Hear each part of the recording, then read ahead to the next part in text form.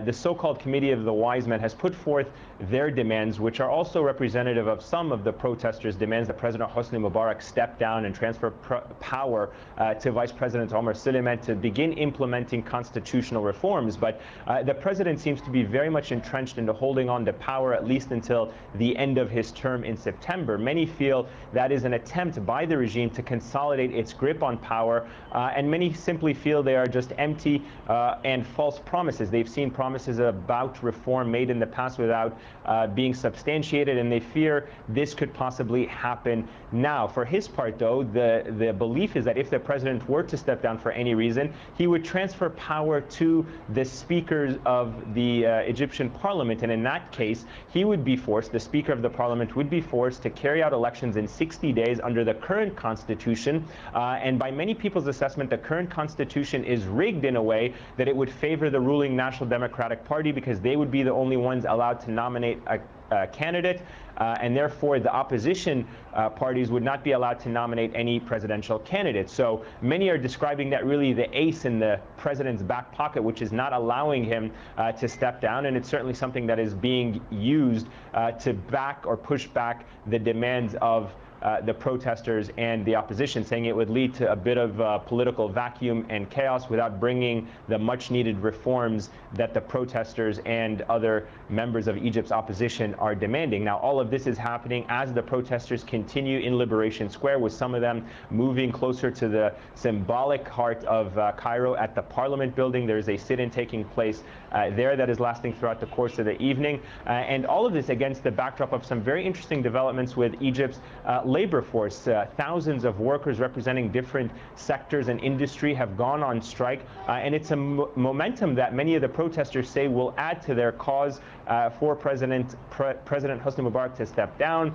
Whether or not these labor strikes continue to grow in the coming days will be watched very closely, because they represent a very important element of Egyptian society and could widen and increase perhaps the pressure against Hosni Mubarak to step down. Well, given all that you've just heard from Ayman there, let's get another view from the Egyptian opposition. Dr. Issam El-Arian is a spokesman and senior leader for the opposition group, the Muslim Brotherhood. Now, he says there's a complete disconnect between what the people want and what the government is proposing. It is a strange situation. Egyptian people are asking for real democracy, and the vice president said that the Egyptian people are not ready for democracy. Egyptian people need a civil state, democratic state. And the vice president is threatened by a coup d'etat, military coup d'etat.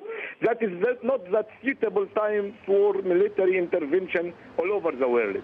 It is something historical now that the military can take power in any country. Egypt is not easy, and I think the Egyptian people are not going to face the military and not going to face the army. And also the army is a part of this population, part of this society.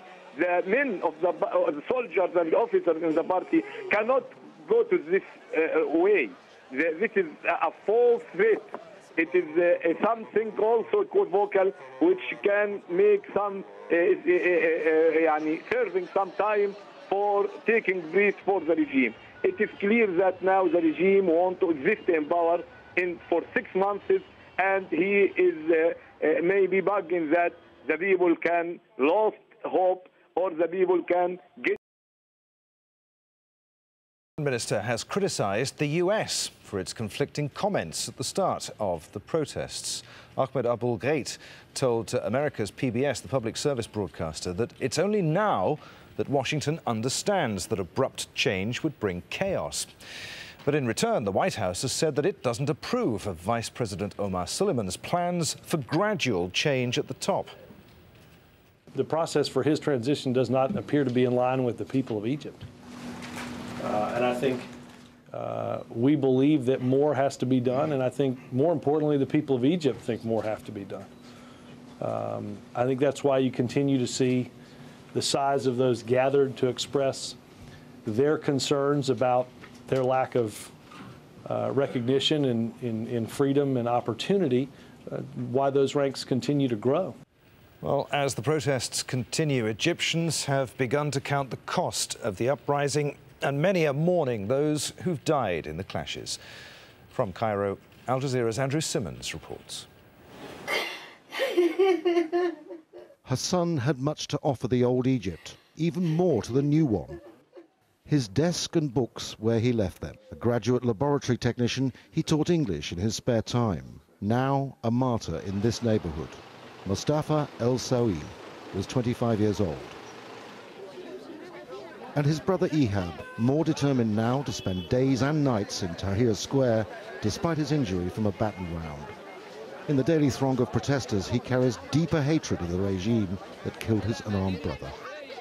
Unlike the peace and calm right now, the scene was one of confrontation. Mustafa was at this precise spot. His friends say he lifted his right forefinger and uttered the Muslim testimony of faith. And it was at that point that automatic gunfire broke out, peppering his chest and his neck.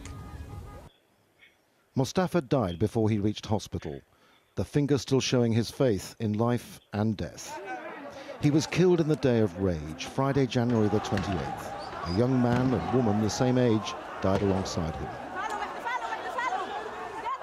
He had told his parents the day before he was going to take to the streets. They had warned him to be careful. All those deaths won't be in vain. My son's death is just one drop in a sea of blood.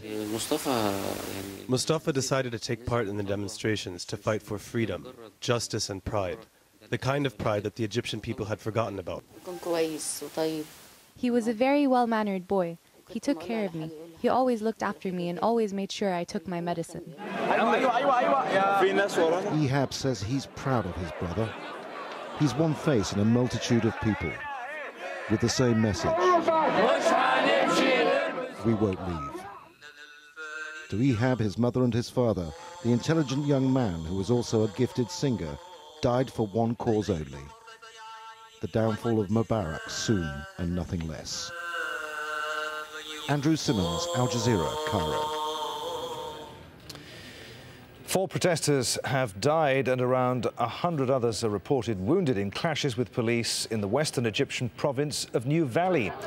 Anti-Mubarak demonstrations began there on Monday night. Several people were taken to hospital. Reports say that it was the first serious clashes in the province since the January 28th Day of Wrath was observed.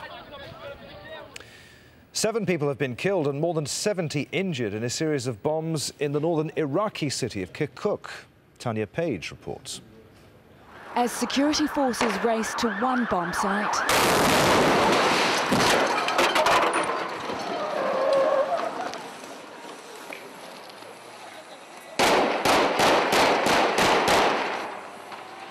another attack. Panicked voices shout instructions. It's chaos on the streets of Kirkuk, northern Iraq. This was a multiple bombing against security targets in the city. 3 explosions in quick succession. Cars used as delivery devices. The blasts took place in predominantly residential neighbourhoods. The thick black smoke pinpoints the locations. In the aftermath, security forces fan out to take control. The twisted wreckage an indication of just how powerful the blasts were. At the local hospital, those caught in the attack walk around dazed and desperate. There have been a series of attacks in the region on security forces ever since the US announced its withdrawal of troops.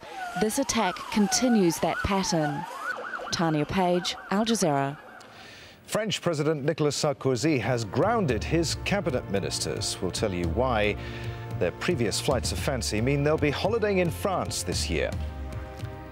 And why Indonesian prosecutors are hoping that it'll be third time lucky with the Muslim cleric Abu Bakar Bashir.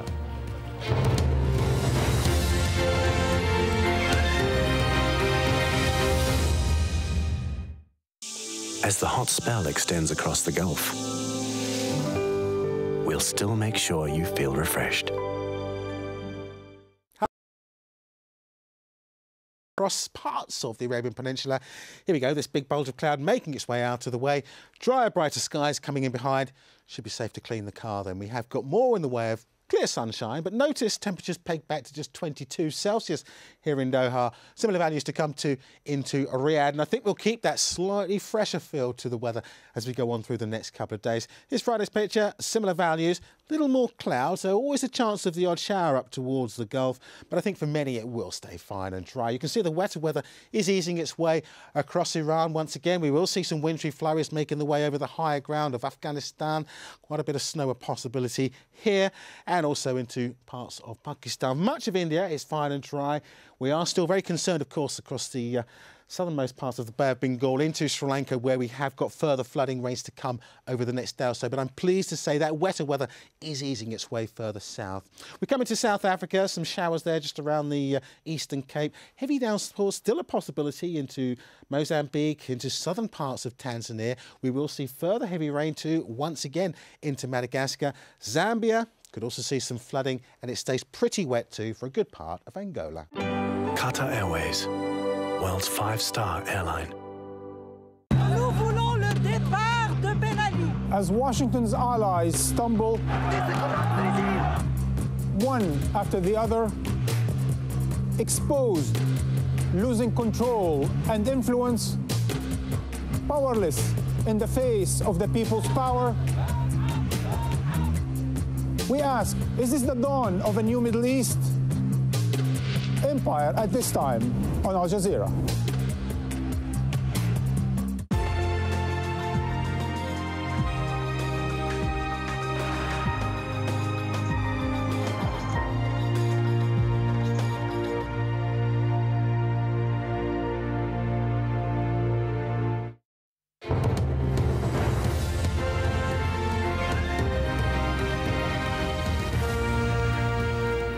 Again, you're with Al Jazeera. Let's just take a moment to remind you of what's been happening in Egypt over the past few hours. Thousands of people are continuing to protest in Cairo against the country's government, and now workers have gone on strike. They're unhappy at pay and conditions. A group of political and business leaders, known as the Wise Men, have begun talks with the Vice President about transferring power away from Hosni Mubarak. And Egypt's foreign minister has criticised the US for what he says were unhelpful comments at the start of the protests.